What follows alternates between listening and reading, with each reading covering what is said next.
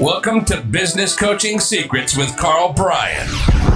If you want to attract new high-end coaching clients, fill live events, and build a wildly profitable coaching practice where business owners pay, stay, and refer, you've come to the right place. In this podcast, Karl provides his keys to the kingdom for finding and signing high-paying clients and building the coaching business of your dreams. Here we go. Ladies and gentlemen, boys and girls, coaches around the world, welcome to another exciting episode of Business Coaching Secrets. It's your boy, the Road Dog, with none other than the man, the myth, the rat-throwing legend, Karl Bryan. Shoots. Coming us live today. Rat throwing. We must tell them. So again, we try not to timestamp these things, but we will do that. It is Game 7, the Florida Panthers playing the Edmonton Oilers.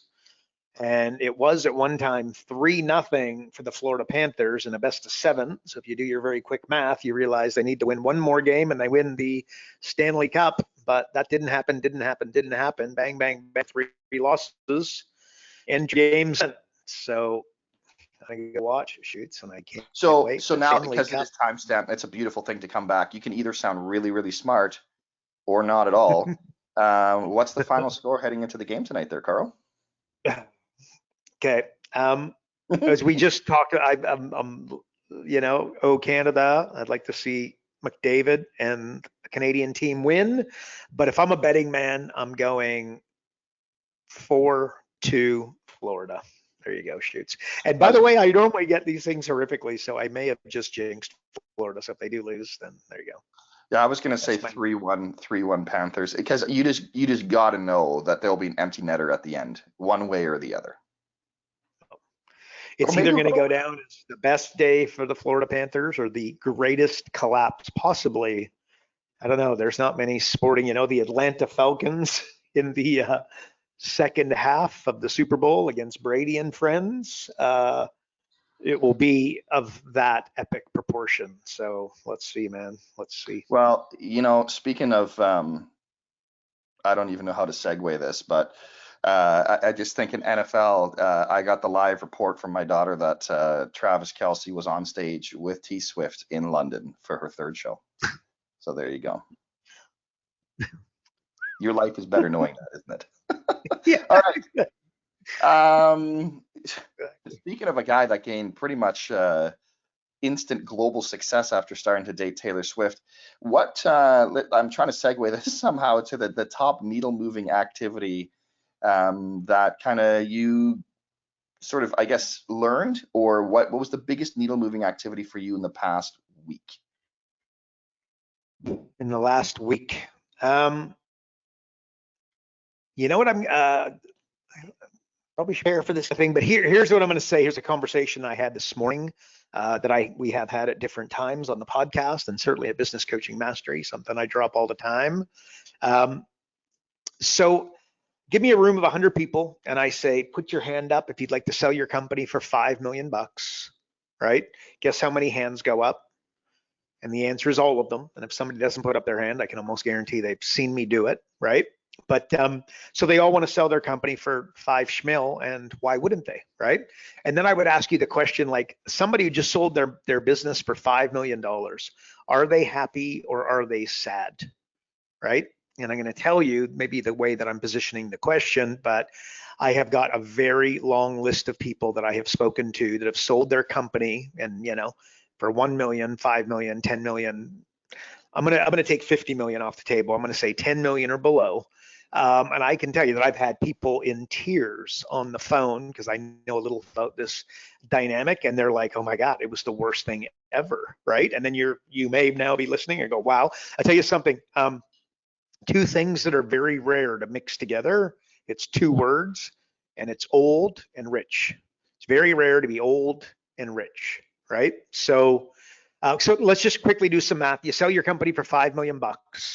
Let's assume you got a 5x multiple, right? You get a lower multiple, a higher multiple. Let's just use a 5x multiple. Here's what happens. You got to pay a little thing called tax. You're going to have some debt. you're going to have a business broker who's going to take X amount off the, 10% off of the table, or hopefully it's like a investment banker or somebody a little more. The problem with business brokers is the wild, wild west, and they can provide financial statements, can be completely out to lunch, and they have zero fiduciary responsibility. Whereas an investment banker, they have a license to protect. So anyway, so you pay these things off, right? Remember, you sell a company. There's a few terms involved, but that's the it's the length of the deal. It's the amount of cash that happens, how long you need to support them, like the handover. To stay for a year? Do you need to stay for 12 months? Or sorry, do you need to stay for 2 years? You're going to stay for 6 months? Those sorts of things, and depending upon the dynamic of the person selling, all those types of things could, this person is very sick and 70 years old. You could imagine that handover needs to happen really, really quickly. So often when you look at the sale of a company, you'll actually see that the person that offered the most doesn't necessarily get the deal, right? It's a lot about, the terms of the deal, the cash involved in the deal, and then the support required over handover. But anyway, so basically you pay tax, you pay debt, you pay the broker, and you pay some other fees. You could reliably assume that 5 million becomes about 2.75, right? So if we gave them a 5x multiple, guess what? Do some quick math. How much was that individual earning? Like, what were the earnings of that company prior to its selling? And your instincts are correct that it would be $1 million, right? And by the way, if we gave them a 2x, that would be 2.5. And if we gave them 3x, bad math, that's about 1.5, 1.6, I guess. You know what I mean? But let's just keep it at a 5x multiple. Well, they sold it for 5, and then they take home, roughly, let's just call it 5, right? And then the question is now 2.75 doesn't sound as exciting when I just told you that a second ago they were making $1 million a year, right? That's less than 3 years of earnings. And by the way, now factor in a little thing called COVID and a little thing called trillions of dollars getting printed, like inflation. I mean, use your own math, right? And don't believe what you read, put out by the powers that be. But it's, I don't know, go buy groceries today and then look at your bill, let's call it 3 years ago. And I think you're going to see a 20%, maybe depending upon who you are, but a 30% increase, 20% increase, 10% all day long. I don't care where you are in the world, you get a 10% increase, right? Well, let's just call it 25% for the sake of the argument. Well, your cash just lost what? 25%. So that 2.75, you now got to shave it. And again, depending upon how quickly you took it and invested it. Because again, if you just leave that in your bank account as cash, you're losing money every single day. Is that a good idea? No.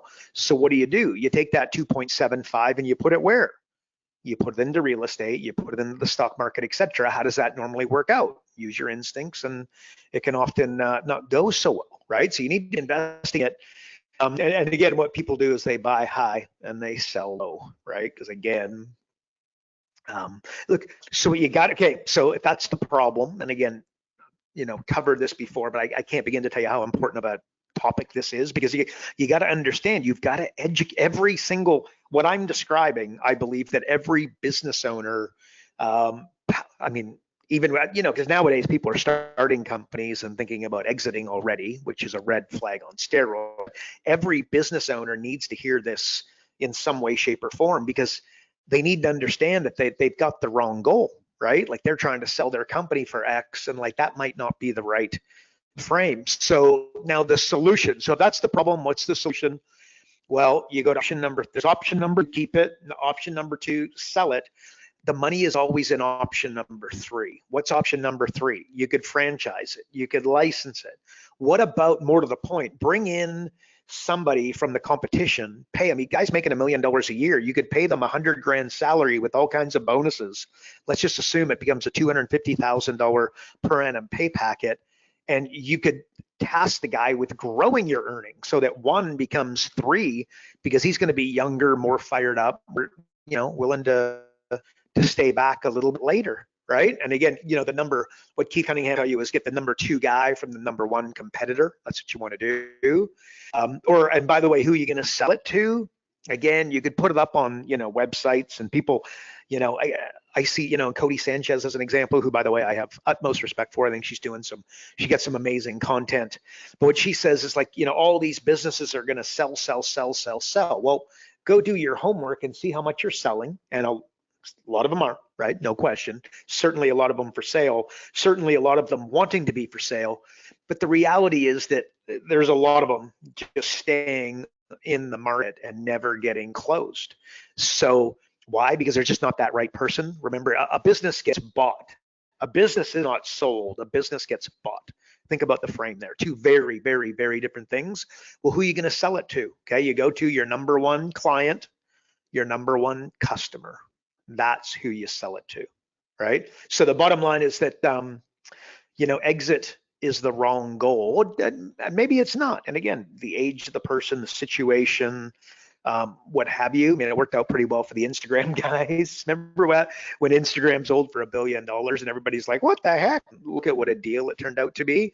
That being said, it's such a good deal because Zuckerberg is an unbelievable operator. Love him, hate him, or irrelevant. Let me tell you that, the guy runs a pretty good ship and knows how to, take an investment and multiply it many, many times over. But anyway, so what you want to do, and again, this Keith Cunningham 101, what you want to be able to do is you want a business that you could sell tomorrow, but don't want to. Like, there's your frame. You want to build a business you could sell tomorrow, but don't want to, right? So like the exiting as the goal, I'm going to call it's a bit like, look, it falls into the same category of trying to get to $1 million, which is 80% of the audience. If you give me 100 people, 80% of them are trying to get, remember, 96% don't make it to 7 figures, to $1 million. That means 4 out of 100 have actually got to $1 million. So if you assume you have a room of 100 people, pretty much all of them have a business under $1 million on average. They're trying to get to $1 million. That's their goal. And it's not a very good one, generally speaking. I think there's a significantly better framework. And the framework I just gave you is a business you could sell tomorrow but don't want to. And then thinking about getting, the number 2 guy from the number 1 competitor, get him to come in and actually grow the business. So again, was the guy happy? Was the guy sad? Very often it is sad because, again, he sold his company, it was doing well. And then the stock market, the real estate market, bad decisions, when you have that kind of money laying around, guess what? Magically, you got all these new friends and they got their. It's a little bit like the lottery. How does that work out normally? Not very well. And it's a pretty depressing dynamic. And by the way, often that individual goes into what? Consulting. Well, consult your own company. What a great idea, right? Somebody else steps in, you step away, pay him, a healthy salary, 100 grand plus bonuses, with capacity to get to 250 and let them take over and expect them to grow it. So now you get how would you like that, your earnings to grow from $1 million to 1.5 over the next 3 years, and you still have the asset. So option number 1, option number 2, what's option number 3? People very seldom go to number 3. It's like that binary. I'm no longer passionate. That doesn't exist. You're not passionate or not passionate. It's not like this binary thing. It's like, what level of passion do you have? What level of love do you have? What level of drive do you have? What level of hunger do you have left? So there's my answer sheets. That's something just a little bit fresh. And I really believe that's a very important conversation and a very rare one. There you go. So can we backtrack all the way now to, I guess, or I should say not even backtrack. Let's flip the coin. Instead of selling the business, what about someone buying a business? Like, what do they need to know, right? Like, what should they look for? Do you have any advice or tips in that realm? I do. Okay, yes. Before you go buy a business, you need to know what you're going to get fooled by, right? So I want to give you an example of, like if you're going to sell a house, there's a little thing called curb appeal that no doubt everybody would have heard of. The question is, though, have you ever sold a house? And then how much money, how much time, how much effort did you put into the curb appeal?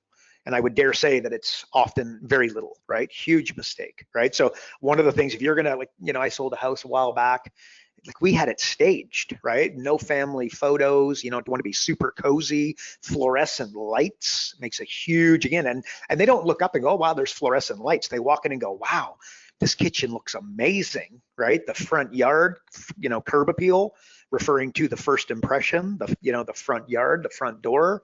Again, really good lights, really good door, the lawn, immaculate, flower beds. Anyway, so, that curb appeal. So you are thinking about buying a house, be very, very careful that you get taken by the aesthetics. You know what I mean? Like, how's the foundation? How's the roof? When was the roof installed? The water heater, the condition of the water heater. How old is it? So the same so the equivalent in a business, what would that be? Sexy website. Okay, it's good. It looks good. And they had a graphic, a really good designer, but hang on a minute. What's the functionality? How much traffic? How well is it working? What kind of offer? What kind of education? What kind of, copy does it have? And then marketing material, same thing. Really, we've been, creating turnkey marketing systems for, better part of 2 decades, right? One of the things I would want to do if I was going to sell my company, my marketing materials would be sexy as can be, falling into the, I'm going to call that curb appeal, right?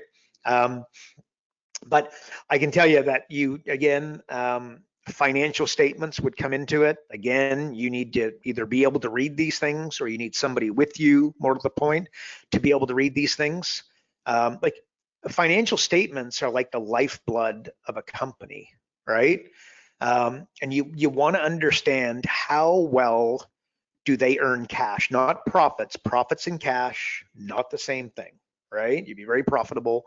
Where's all my cash, right? So you really need to understand where the cash directly from day-to-day operations of the company. Okay, so you get a landscaping company, how much profit and how much cash do they derive directly from mowing lawns, right? Or you got a fencing company, how much money do they derive directly from installing fencing, right? So, and by the way, what you would do, this might be getting a little bit fancy, you would get a quality of earnings analysis. I think I said earlier, a business broker, they have no fiduciary responsibility. They have no certificate, no license, no degree. There's nothing to be taken away, kind of thing.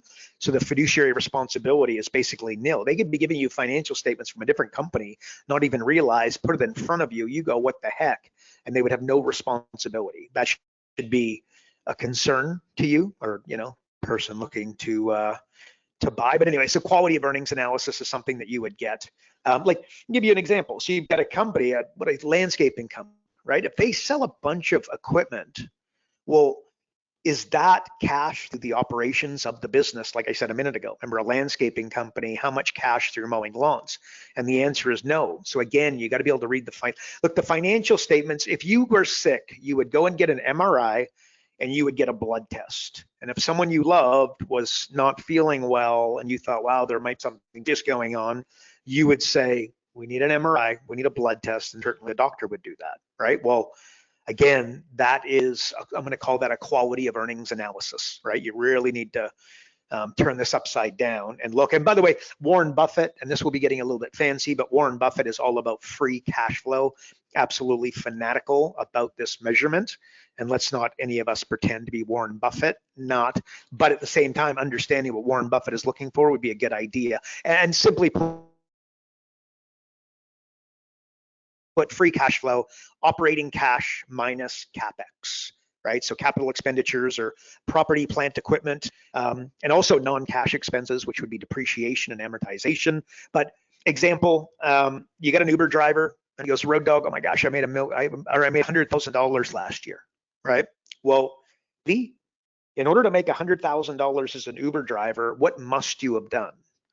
And that means drive a lot. What are you driving? Your car. Do you think, is that car going to last? If you're making $100,000 a year for multiple years, what are you going to have to do with your car? And again, you're going to have to replace that bad boy. So is he really making $100,000 a year? And the answer is no. That would be a simple. If you mow lawns for a living, again, you're making lots of money mowing lawns. What I do know, and first of all, you need to service all of your stuff really, really well. That makes you profitable. That's a bit of a pain in the butt, but have a guess as to whether or not that's a better business model. And the answer is business model. You know what I mean? Like that, is that something you should be doing with your stuff? And the answer is absolutely. I got a buddy who rents out Sea-Doos. The guy's fanatical about, never seen so much WD-40 and Yamalube. and washing of the sea-doos for obvious reasons, but that's the reason, right? So, because if he needs to replace one sea-doo, you can imagine that hits and that hurt. And notwithstanding, when a sea-doo, like a sea-doo on the, parked up against the dock makes no money, right? The same way that an airplane on the ground makes no money. You're renting out RVs, an RV in the parking lot doesn't make any money. You need to get that bad boy on the road. So if it's in for service, that just means that things can't get done. But anyway, so shoots, curb appeal is what I'm going to say. Don't get fooled by cute websites and flashy marketing material. It's like, you ever been to a dating website, right? And been 20 years for me, by the way, but anywho, look, I don't need to go on a dating website to know that the photo of the gal or the photo of the guy goes an enormously long way in whether or not you click through and you have a look, right?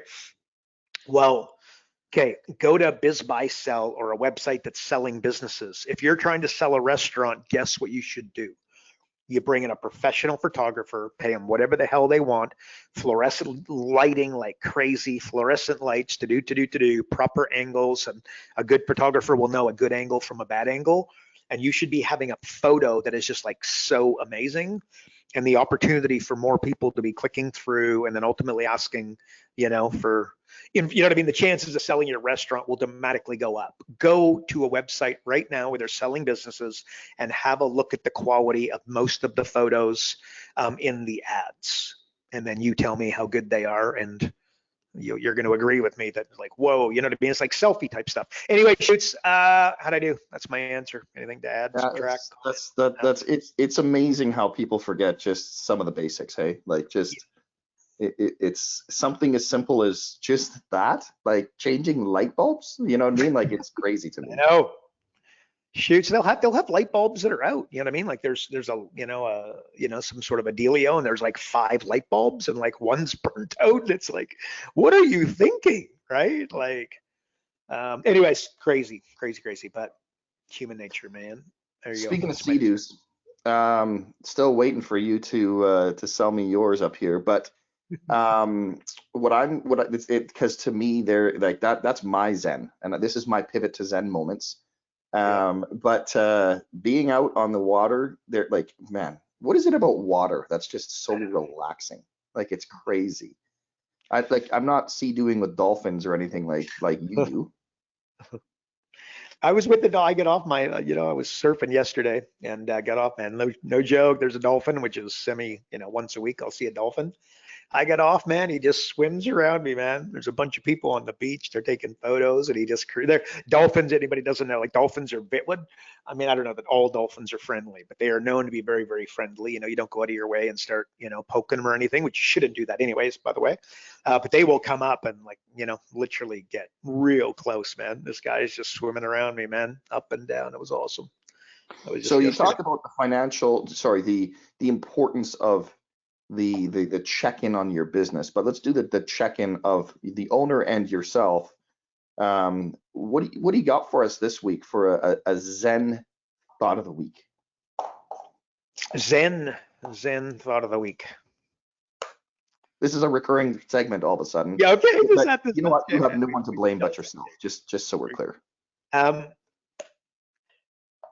So I should be prepared. You know what? Kids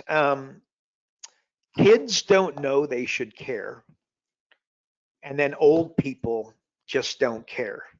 So again, I talk about the groundedness of a grandfather, right? So like, kids don't know that they should give a crap. Old people don't give a crap. And you really want to stay away from the middle as quickly as possible. Bypass that part of it. You know what I mean? How many problems have you manufactured in between your ears that never happened, never eventuated? It was a nothing burger, right? And the answer is it's a lot. So anyway, so there you go. That's one, just stay away from the middle. Just caring. And again, remember, you're not scared of failure. You're scared of people watching you fail. And that, I think, is a really, you know what I mean? You got to get a little, be a little careful with that one. There's a quote. It's Michael Dell, play, I believe it's this, just quick 4 words: play nice, but win. I think that was cool. That was, yeah. So play nice and win. So I just say this, like, okay, so play nice and win. What does that mean? Like, I just sold, because we're, kind of setting up shop a little bit. Looks like we won't be back in Canada for some time, right? So I got, more cars than I want to talk about, frankly, and I got some pretty nice ones, right? So I put some cars up for sale, right? My cars in Canada. And then basically and I went, my stepson's helping me out, and he's like, what do you want to price them at? And I priced them, and we priced them I'm going to call it high, right? Not exorbitantly high, but high. And he's like, we're not getting a lot of traffic. And I just said to him, look, I'm not looking for traffic, and I'm not looking for phone calls. I'm just looking for the one person that can't live without this vehicle. You know what I mean? And you know what I mean? If it's, like as an example, I've got a Jeep, right? Road Dog, my Jeep. I mean, this thing is cool. This is, where we live in Canada there, it's known as Jeep country. And I'm consistently told coolest Jeep in the Okanagan in Kelowna, right? So anyway, so it's cool, whatever, right? And I just know that one person, the same way that when I bought it, I wasn't asking how much and haggling, you know what I mean? I was just like, oh my God, I can't live without that. So, it's play nice. I don't know, that fall under play nice and not win. Same, I sold a house, house in Vancouver, an ocean, a little bit the same. What we did is we did not put the house up for sale and take offers. We put the house up for sale and then had an auction, something like 10 days. Like we had open house, and then I believe it was 10 days. They had to wait 10 days to put in their offers. So we had 10 days of showings until everybody, and we didn't accept offers until the day, right? Again, so just you could off. I was like, nope, we're not accepting. And then on the 10th day, everybody that wanted to buy the house put in the offer, right? Well, I tell you, so don't quote me here, but I believe it was the person who bought the house bought it for $600,000 more than the next bid, right? And again, so if we would have done it a different fashion, that would have never happened. But we didn't need 5 people to buy the house. We didn't need a lot of traffic. What we needed was someone that saw the house, and it was a beautiful home with a, downstairs kind of suite, for grandpa or whatever that's going to look like. And it was just the right person. This house was a freaking home run, right? So by doing it with that strategy, we had a big win. And by the way, they when you look at the math now, they still got a great deal. But anyways, that was a little over 2 years ago. And yeah, so play nice and win, play nice but win. Your coaching client, you don't need hundreds of coaching clients. What you need is if you want to have a great coaching company, you need to have great clients, right? Think about that. You want to have a great coaching company, show me the quality of your clients, and I'll also be able to show you your retention, and you show me your retention, and I'm going to tell you how valuable your business is. So then thought of the week, more the middle bit. What did I say? Like, kids don't care, and old people, kids don't know they need care, should care. And then old people just don't care, and try avoid the middle, because you'll go from one to the other, but stay far too long in the middle is what I think. Shoots, what do you think? Hey, by the way, you mentioned like selling a home as an example. What always impressed me was like you've got a framework for everything, right? Which is wild. Like I'm actually wondering how many frameworks that you have that are just instinctive for you. But real quick, when you purchase a home, actually, I wonder if you did the same, because Turks is different, right? Because there you didn't have the luxury of as much, I guess, inventory. But typically in Canada, when you bought a home, what's the frame that you use? Like, because it's like, what was it, cul-de-sac, near a school? Like you have a certain frame around that. Yeah. What I would, thank you, by the way, but what I would say, and certainly so far from, excellent, but what I do is it's the opposite of that. It's that I'm coming to a big decision, something like buying a home. There's no way that I wouldn't stop, pause, think, use a mental model. Do you know what I mean? Like, you know what I mean? I wouldn't rush out to go and, buy something, which makes me laugh, by the way, because when we bought that particular house, I mean, that was, you know, it was a 7-figure house way back when. And I told my wife she had to look at 50 houses. So my wife was ripping around. It was a long time ago. We were only, you know, we weren't even married at that stage, or maybe, no, we weren't married yet. And anyways, then I said, you got to look at 50 deals before we buy. Right. Well, have a guess as to whether or not she actually ended up going to 50 deals, and you'd be correct. And the answer is hard no, because I was like, oh my God, I just saw that house, I saw the view, and it was just like, oh my God. Anyway, so big decision, framework first, right? But let me tell you a framework. Okay, the smallest house, this is my dad told me when I was like 16 years old. His framework, he used to own some houses back in the day. And this is, by the way, advice from his mentor, who was a, you know, bit of a heavyweight. This is in Calgary, by the way, Shoots. Biggest lot, smallest house, closest to the city. Smallest house, biggest lot, closest to the city. And so what was that like? Advice, was that like an 8,000 square foot home in Bearspaw, or how did that work out? Yeah, no, it was not, my friend. Man, it was a 1,100 square foot little tiny poop box. But at the end of the day, though, the city was moving, and he didn't know if it would be 1 year, 3 year, 5 years, or 10 years. But no doubt you could just hear like, but that would be an example of a framework, right? Can you always do that? No. Here's another: is that you buy a house. If you want to be able to redraw, what you do is you put your down payment down, you buy the house, you add a room, you add a bathroom. And if you can add a room and a bathroom, guess what? Don't buy the house. There's your framework. Get it you know what I mean? Get it, you know, get a valuation on it after you add the room and the bathroom. And you know, and if you know what you're doing, this is really not that difficult to do. You know, and doesn't need to be all that expensive. You go back to the bank, you revalue the house, you can get your deposit back, and then go buy a second one. So you now own the house for free. You got your cash back. And you go do it again. And then, by the way, do that again. Can't add a room and a bathroom, don't buy the house. That would be an example of a framework. Can I just explain to everyone the irony that you just said that adding a bedroom and a bathroom is easy from two guys that were like together an IKEA bed? Exactly. Yeah, I ain't the one that's gonna be doing it, man. Oh God. Road Dog and I first met. We had a friend, and she wanted us to, like, anyways, I had to go help her out. We had to build a bed for her. And, oh my heavens, Road Dog and I, it was a 2-day deal, and it pretty sure that door, the drum never would have closed in a million years. Oh my gosh. Hilarious. The fact that, you know, the best part is you calling me, and I'm like, boy, if you're calling me, like everybody else is booked, and what does that say about you? Anywho, we laughed though, buddy. Did we? Oh my God, was that one of the funniest bloody things you've ever done in your life, though? Oh my God. And then you ended up hiring somebody to do it for you. It was. That's right, man. I come like, so everybody listen. This you talk about it. Like I'm like, oh my God, right? Like this has to stop, right? This is a nightmare, and I got to get it done because I said I'd get it done. But my heavens, right? And I called the local baseball team. I called the local soccer team because I'm like, who on the team wants to make some money? I'm going to send you to, you know, this particular address, and you got to build it. You got to build a bed. Which, in hindsight, what random person can I send to this good-looking girl's house? Anyways, you know what? You're missing a framework there. Hey, frameworks. Move along, Shoots.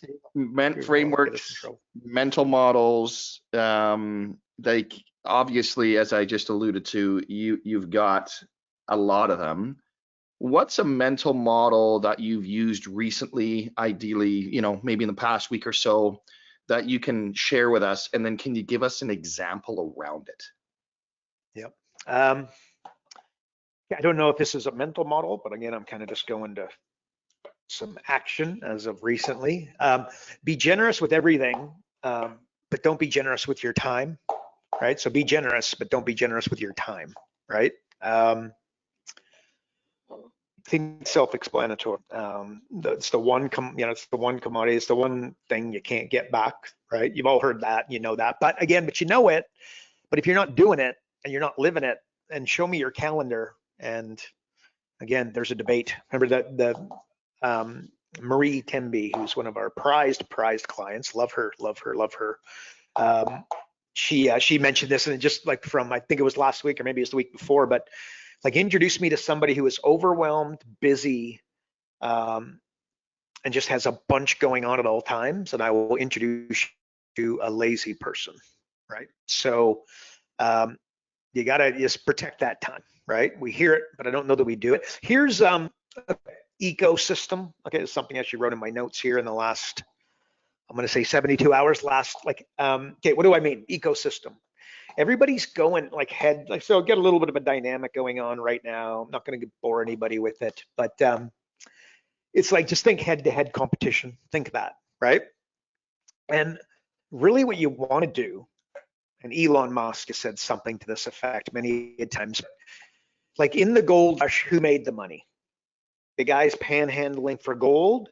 No, you probably know the answer. It's the guy selling the shovel, picks, the pans, and of course, Levi Strauss selling the denim, right? To keep everybody warm, to do, and worked out pretty well for Levi Strauss, right? So that's the gold rush.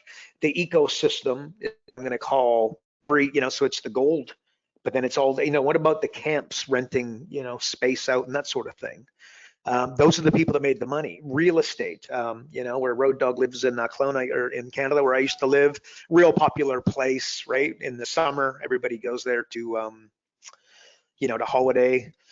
Real estate's booming. Let's put it that way. Okay, well, then what does everybody becomes a realtor, right? It's like, oh my God, please stop the madness, right? How does that work out? Look at the ecosystem. If real estate is booming, then what? Landscaping, fencing, these type, you know what I mean? Like, what are the services around real estate that you could then get into, right? And then I say that, and the reason that I wrote down the ecosystem is it was AI. I think we touched on this maybe last week before, but it's like, what's the ecosystem around AI? Like everybody, again, starting an AI, everybody's starting these AI companies, which by the way, God bless them, and I hope it goes fantastically. But that's not, I would not be going AI, and then, oh yeah, go into AI, and guess what? There's a little company called Microsoft that you're gonna be competing with, right? Like, Apple is worth, what is it, $3-4 trillion? Like, do you know how much money that is? $4 trillion, right? Like, there's entire economies that it just trumps. And like, to think they, like, just my head, I'm not gonna, like, it's just, it's insanity on a crazy level, right? So, do you want to compete with Microsoft? Do you want to compete with Apple? I mean, they'll just come and stamp you the heck out, right? I think they're going to start a landscaping company, and I think Apple was going to start a landscaping company. Hard no, right? So anyway, so the ecosystem, and then when you do that, like, you got to think, so short terms, you got to be careful not to fall into the fad thing, right? Like, how many people went all in on crypto, and was it a good idea? I think you find that they're not looking so good now, right? So you want to be careful with those, short-term swings at the bat for the home run. Like, the value of with Warren Buffett, the value of his investment in Berkshire Hathaway has halved. I believe it's 3 times. It's 3 times. Let's just go with 3, right? Imagine if you had investment that halved, right? Well, and did he panic sell, right? And the answer is no. And the way that you get there is by a mental model of knowing, like, okay, so I have a 2-acre property. So I have a 2-acre property worth a few bucks. Is it going to half? And I don't plan on selling it ever, right? Is it going to half at some stage, given what I just said? You can almost guarantee it, right? Well, if it halves, and I'm not using a framework, I'm going to call this a framework, then if it halves and I'm prepared for it, I know it's coming, and I'm not worried about that, and I know that it's not only it's going to come back, but it'll come up even stronger, but it's going to take 5 years, right? That's the bummer, but unfortunately, that's just the way it goes. Like, Berkshire Hathaway didn't have and then go through the roof. I mean, it halved. And remember, Monopoly, when you play Monopoly properly, what happens halfway through? You feel like you're losing, right? When you double a penny every day for 31 days, you end up with $10 million. The problem is at day 14, 15, 16, 17 for what feels like forever, right? So you've got to prepare yourself for the fat middle, right? You know what I mean by fat middle? Every market's got a fat middle. but every investment also has a fat middle. Like that house in Vancouver, tripled in value, but I can tell you that it tripled. If you look at over, just call it a decade, there's 3 years of the decade where pretty much all the value, all of the increase, it wasn't linear, right? Like it was like at different times, it just went through, you know what I mean? Like if you looked at it on a graph, it wasn't just like going up steadily. Absolutely not.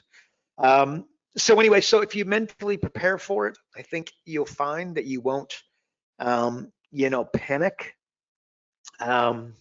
But sell Mortimer, and I think you'll find that most people, what do? They buy high and then they sell low. And who the hell buys an investment and plans to buy high and sell low? And the answer would be nobody. But unfortunately, like what do they say? Be greedy when others are fearful and fearful when others are greedy, something like that, right? That sounds good. The problem is it is so hard to do when it's there, right? Because again, why? Because there's no framework, to your point of a minute ago, Road Dog, right? Like what's the framework? And again, so you're looking for real estate and then you just fall in love with this particular house, but you can't add a room, you can't add a bathroom, the curb appeal was on steroids, and then you find 6 months later, oh my gosh, we overpaid a little bit and we could have done so much better down the road. That said, by the way, when you buy a family home, I don't think you should buy, when you're going to buy a family home, I don't think the right framework is how much money can we make out of this. You buy a family home. You mentioned things like the end of a cul-de-sac, that sort of stuff. For obvious reasons, that's, going to be very, valuable.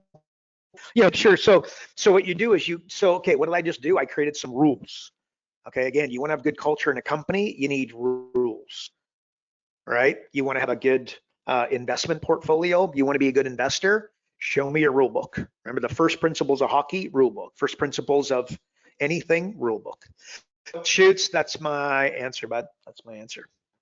Beauty. Listen, I know we're sort of up against it here a little bit. I guess what's the one thing from today, and we covered kind of a lot, and it was pretty kind of broad. What's the one thing from today that somebody can take and actually implement into their business right away? I don't know. I think that when you go to sell something, I spoke to somebody just recently about the dynamic that we went over, with the cars in the house, and it's like it's a different way of looking at it. You don't need to sell the car to 10 people. You're not looking for the average price. You're looking for the one person that just can't live without it, right? But by the way, if you just have like the average Hyundai for like 19 grand, it'd be a little bit, but I don't know. But maybe that's where the pink pinstripe comes. Yeah, I said that. But you know what I mean? Like you want it to stay, like, do you have a killer stereo? Do you got a roll bar? Do you got a spoiler? Do you got rims? Do you got cool tires? Something like that. I don't know. Is that a good idea? Is that a bad idea? I don't know. But I can tell you that if the car is vanilla is vanilla, right? I actually wrote this in, we're doing a challenge with the company, and I wrote this as my challenge thought of the day. The crazy ones make all the money, right? And by the way, and don't believe, you tell me Elon Musk, you guys batshit nuts, right? Well, working out pretty well. So vanilla equals broke generally, again, as a frame, always anomalies, but so that's my answer, Shoots. You don't need to sell. You don't need to, okay, translation for coaches. You don't need to sell your coaching to everybody. You need to sell your coaching to the person that's like, oh my gosh, I can't live without this individual and the software and the, hopefully they're using our profit acceleration software, et cetera, like the ones that just can't live without it. So that's my answer, Shoots. Love it. The fact that you're talking about spoilers on cars is pretty clutch in the moment right there, but that's all I got to say about that. Like seriously, when's the last time you saw a spoiler on a car? Like I don't. If you said that to the kids, like, what is a spoiler? Like I don't know. Is that not a thing? I don't even know, man. I don't even know. Anyway, I don't know. Maybe it's a thing. Hopefully everybody gets. Maybe. You know what? I am. As I'm quickly learning. As I said to my wife yesterday, I'm like, are you telling our kids to stop talking in their lingo? I'm like, we're sounding old right now. You know what I mean? It's unbelievable.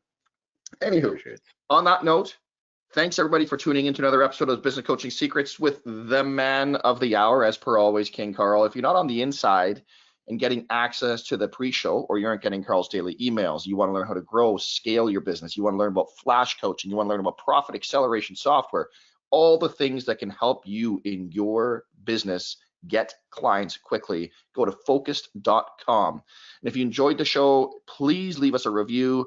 And of course, as always, like it and all those wonderful things too, so we can actually get this message out to even more people and help them in their business. And that is it for another week. We will see you in the next episode. Remember, everybody, progress equals happiness. Take care, everybody.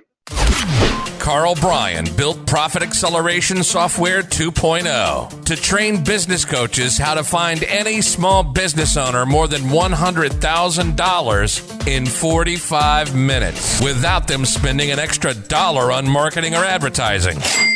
This becomes a business coach's superpower. So as a business coach, you'll never again have to worry about working with business owners that can't afford your high-end coaching fees.